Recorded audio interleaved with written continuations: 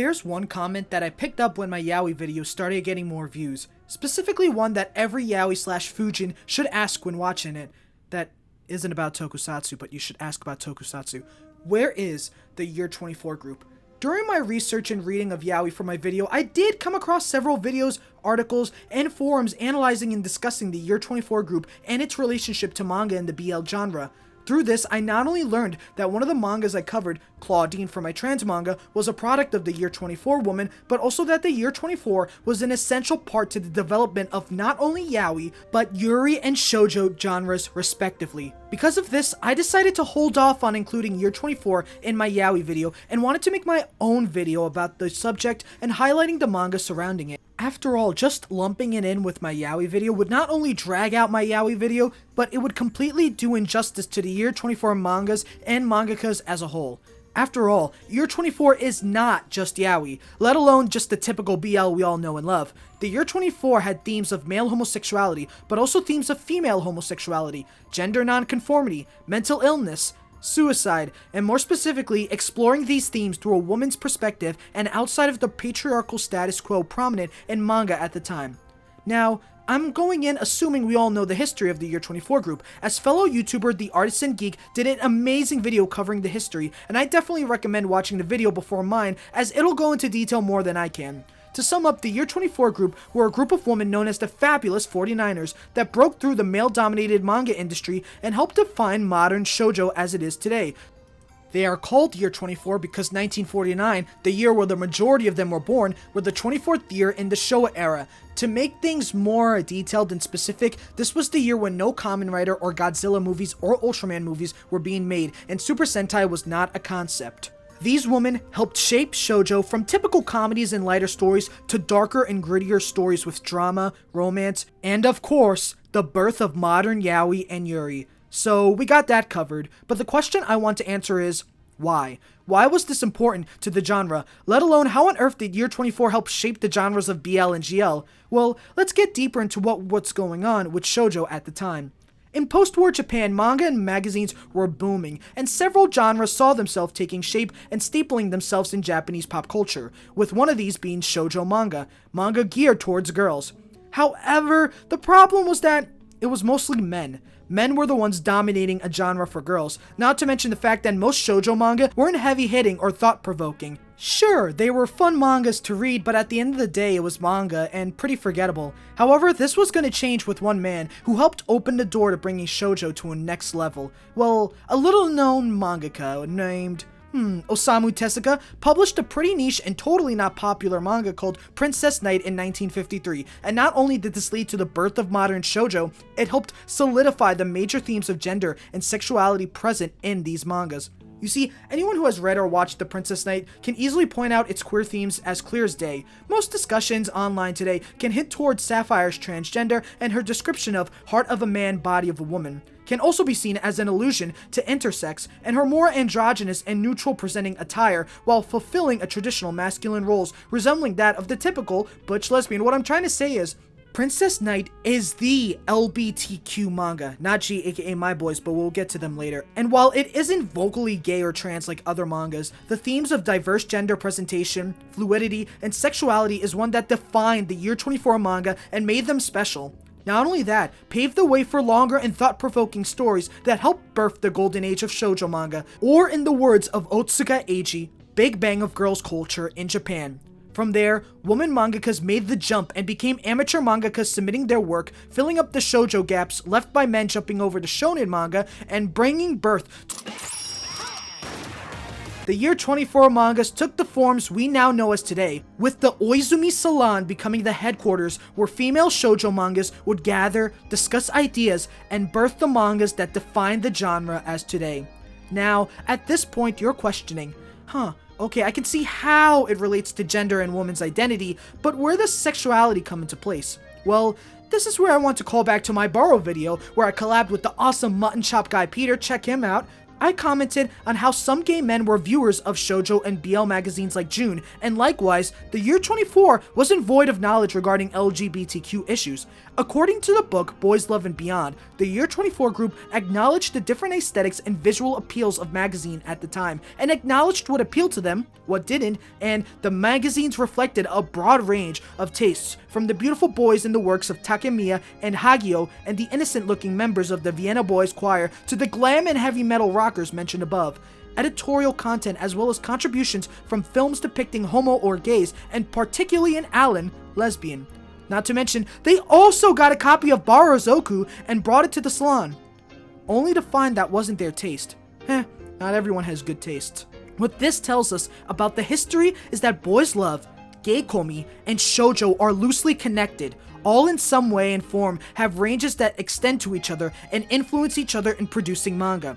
Not only that, this fact also tells us not only about what the mangakas enjoyed visually, but also how the year 24 group was linked to queerness. It showed us that this counterculture of women stepping into the spotlight also led for LGBTQ people to also be able to express themselves.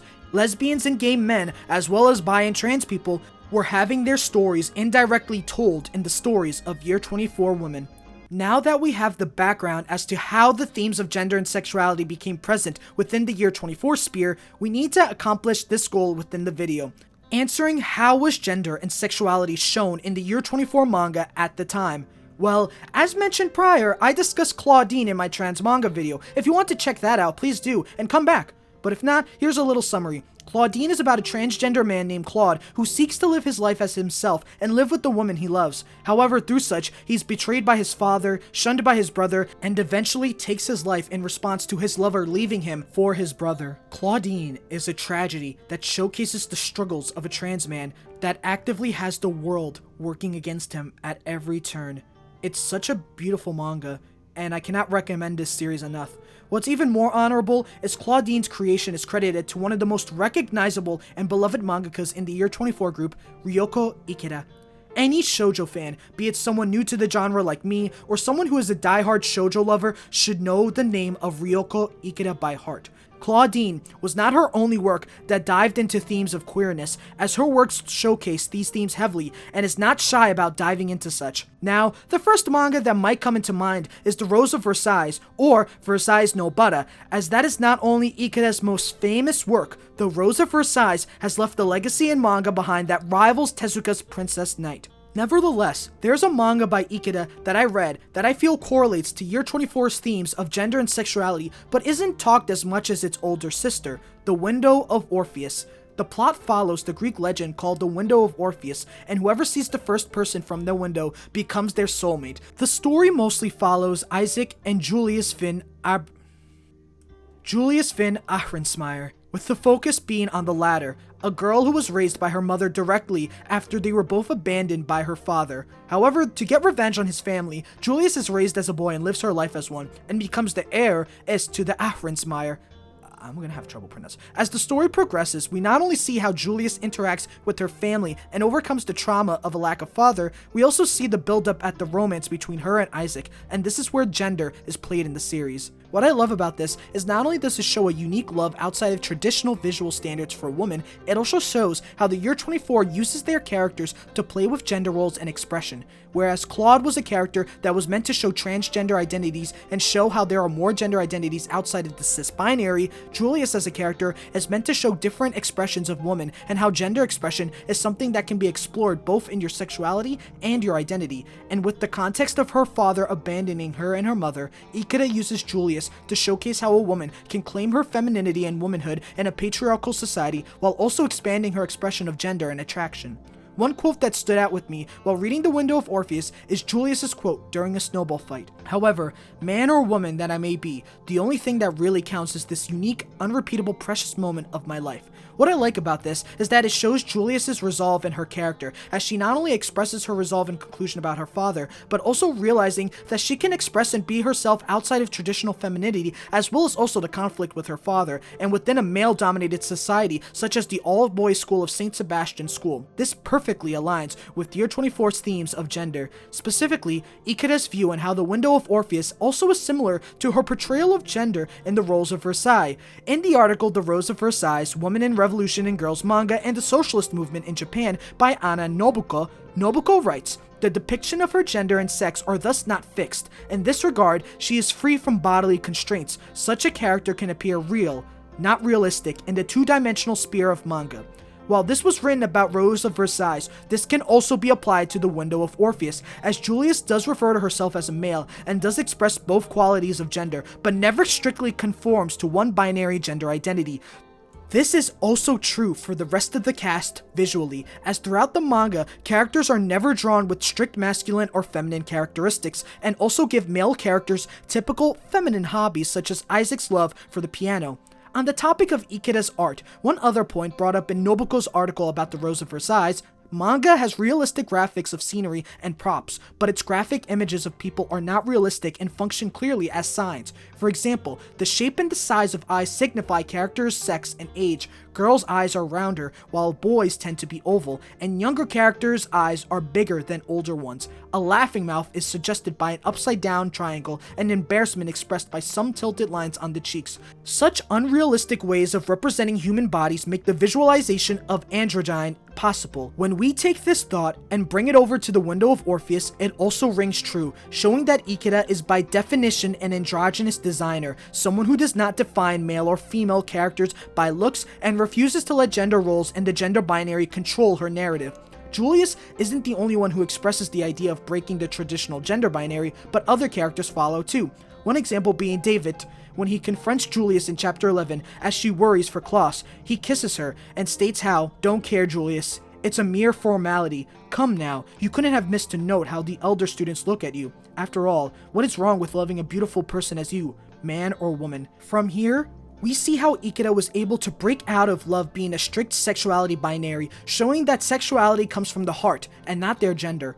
Overall, while Ikeda did make me cry with Claudine, Ikeda made me enjoy and appreciate her work more with The Window of Orpheus. Another manga that leans more into sexuality than gender is Oniisama E. Oniisama E is actually not as niche as expected, as there is a bit of a fandom nowadays, which is cool that one of Ikeda's works is still seeing relevancy to this day outside of Rose of Versailles. The same androgynous and, dare I say, butch lesbian looks of characters like Rei Asuka and Kaoru no Kimi showcase how sexuality is not bound by looks and or expressions or sex, but rather by one's hearts and desires, as well as also the beauty of natural femininity. It's such a great manga with drama and the hardships of being a teenage girl, while also showcasing the themes of gender and sexuality within the works. However, I don't want this video to be just Ikeda, which is why I selected Riyoko Yamagishi with her manga Shiroi Heya no Futari, aka the first Yuri manga ever created. Now wait, wasn't Nobuko Yoshida the creator of Yuri?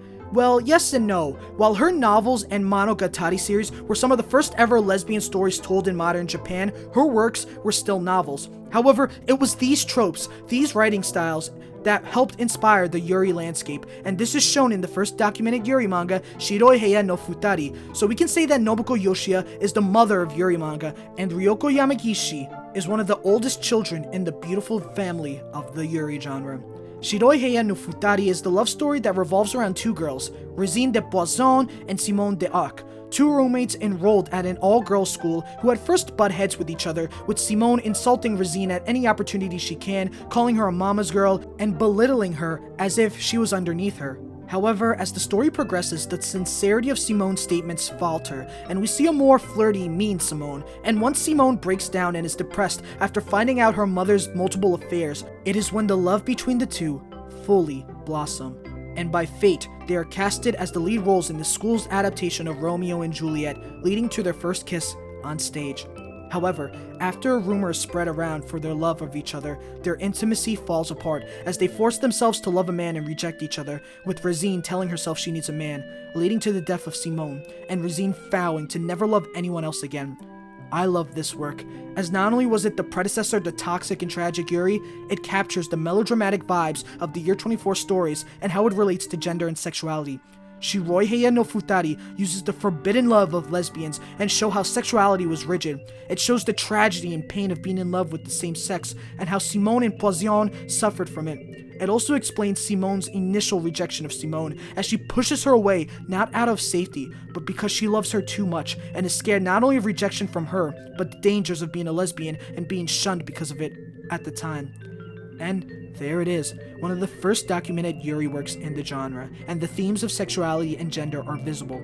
Now that I covered Yuri, it's time to cover Yaoi, and one of the first ever BLs or Shonen manga that was made in the Year 24 group, and one of my personal favorite Yaois, The Heart of Thomas by Moto Hagio. Before I get into The Heart of Thomas or Toma no Shinso, it's important that we get into They Were 11. Now, myself, I didn't read it, but I got someone really cool ready who did read it and is ready to gush about it to you. It's someone I've been waiting to collab with for so long, and they finally make their debut, none other than Shaggy Jeeves. Thank you, Kamen. I'm very glad to be working with you. They Were 11 is a science fiction shoujo series, which already sets it apart. Sci-fi isn't that common in shoujo, but it was especially rare back in 1975 when They Were 11 was released. But that's not even the most interesting thing about the series. And don't just take my word that this is an amazing work. Its accolades speak for themselves. It won the 21st Shogakukan Manga Award in the combined shoujo and shonen category in '76, had an anime movie adaptation in 1986, has had several stage shows done of it, and it has been referenced in various anime and manga series for the past 5 decades. That's a lot of attention for a single volume of manga.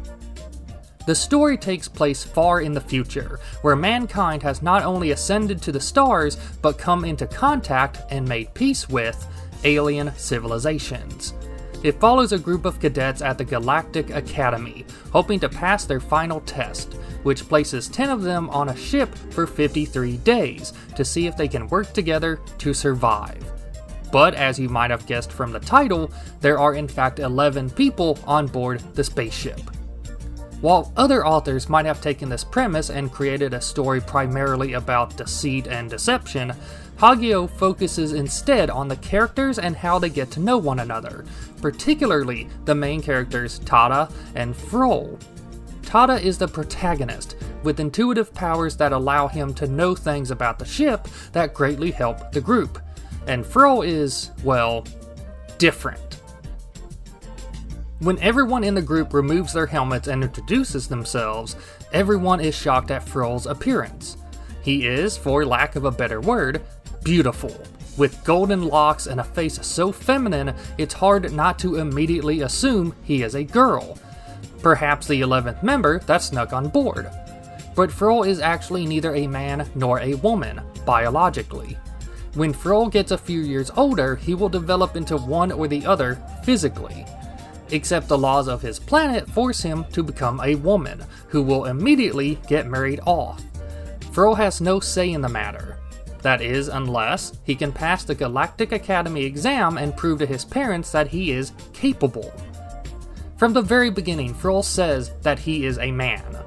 It's reminiscent of a trans man asserting that they are a man, regardless of how their body looks. And yes, Frol looks feminine. As Tada puts it at one point, by Earth standards, Frol is built like a flat-chested woman, with a slender frame and soft features. And Frol is insecure about this. He constantly compares himself to Tada, who is more masculine physically. Frol's views on women and how he views himself and what he wants to be don't seem to be set in stone, however.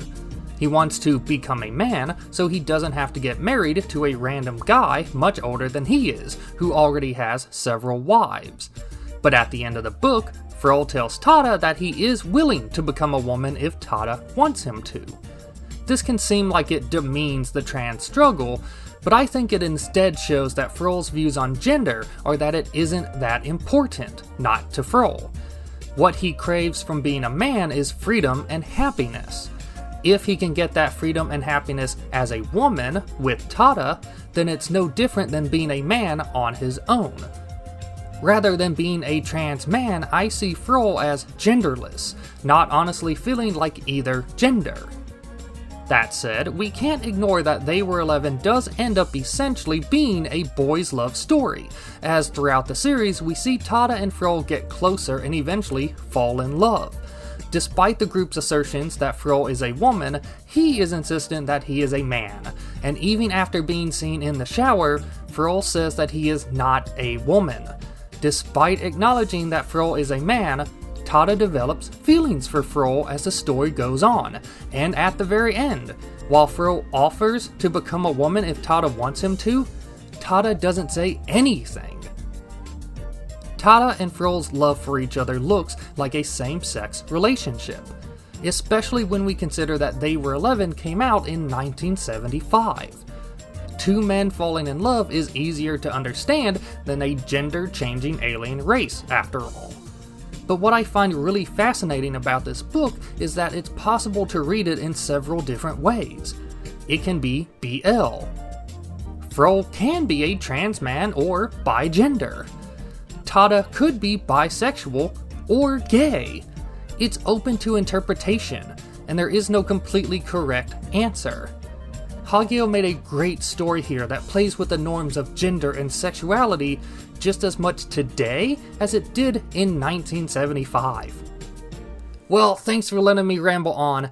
Back to you, Kamen. Heart of Thomas is nothing like They Were 11, and while Year 24 does not shy away from mental illness and essay like Banana Bread No Pudding, Heart of Thomas is pretty heavy, so if you're sensitive to this, please click off. It gets darker than the rest. Heart of Thomas follows the story of an all-boys boarding school after the suicide of Thomas Frenne, and the guilt the boy Julius Mole Julie faces as the recipient of Thomas's love before his passing.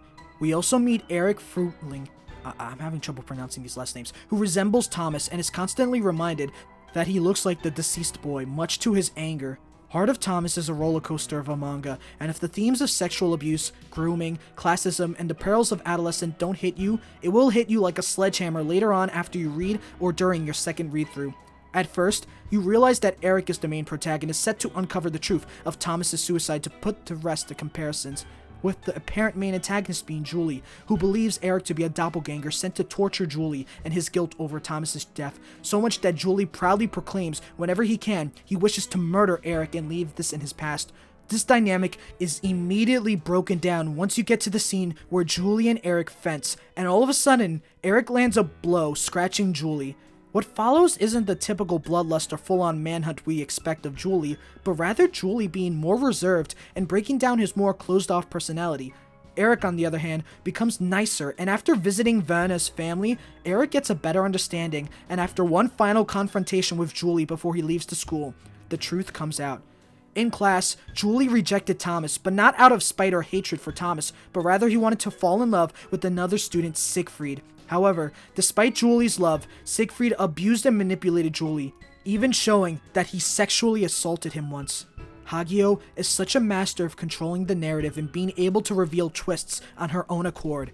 Throughout the series, you're led on to believe that Julie was the manipulator. He was the one that led to Thomas's suicide and he was heartless. However, Hagio pulls the wool from our eyes and makes us realize the truth. Julie was the victim. This was also dramatized with the way Hagio's use of religion in depicting Julie as an angel without wings. Julie is an angel clipped of his wings from the abuse and pain, and this was worsened by Thomas's suicide. Despite his claims that he didn't care and was not burdened by his death, he was indeed burdened by such. He felt like he was guilty for Thomas's suicide for wanting to pursue Siegfried. He wanted to take all the anger and sadness that he had from Siegfried and passed it on to Thomas. After all, like how he didn't fight back at the time, Thomas couldn't fight back from the afterlife. This also adds on to why he wanted to kill Eric, because he can be the same way he was when Siegfried abused him, not fighting back.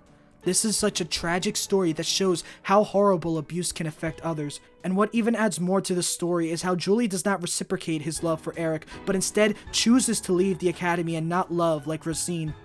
In the book Passionate Friendship by Deborah Shamoun, she analyzes this scene by saying, in the end, however, Julie chooses neither Eric nor Oscar, but confirms his love for the angelic ethereal Thomas by leaving I'm not pronouncing this, I'm done pronouncing weird names, to enter a seminary. In other words, Julie chooses spiritual love, Renai, at its most pure, spiritual love in this story, as described by Kitamura Tokuko, is a transcendent, defined experience, separated from physical desires.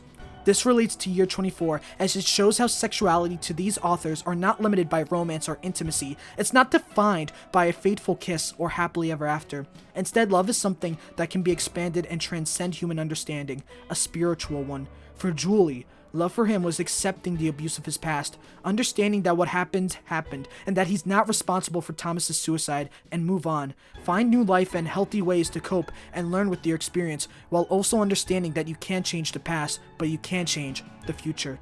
The Heart of Thomas may not be the first ever BL manga, as that goes to the one-shot In the Sunroom, but it is one of the manga works that not only tied shoujo's history with the genre, but also established BL on its own merits during the time. It was able to make its own definition of love and, of course, yaoi. It was truly able to help build and establish the heart of BL/yaoi. To be honest, I'm not the biggest shoujo fan. I've always been a shonen guy at heart. However, I have to admit, learning about the Year 24 group was amazing. I not only escaped my comfort zone, but it also made me appreciate BL and GL more. It's important to learn about our origins and where we come from.